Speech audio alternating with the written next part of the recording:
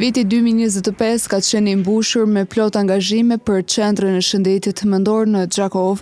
Besnik Stuja, drejtori në këtë institucion, tha se i gjithë procesi i punës ka shkuar mbar deri më tani.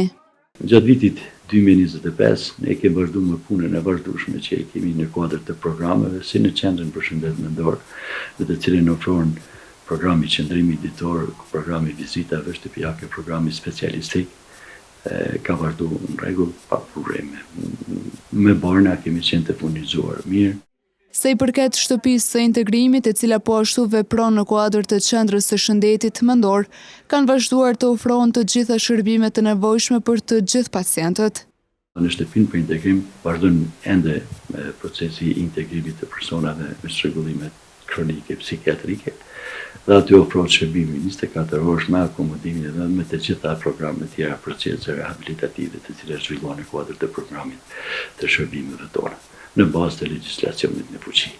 Drejtori Stuja tha se buxheti për gjatë kësaj periudhe ka qenë i mjaftueshëm, me përjashtim të disa periudhave të shkurtëra kur kanë hasur në vështirësi të cilat janë tejkaluar.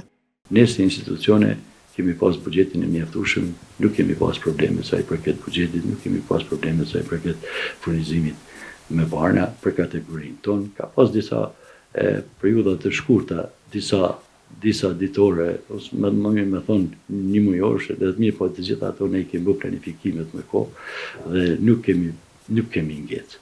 Për fund, Stuja shtoi se janë të gatshëm të ofrojnë shërbime për të gjitha patologjitë që paraqiten në këtë qendër, konform programeve që ata i posedojnë.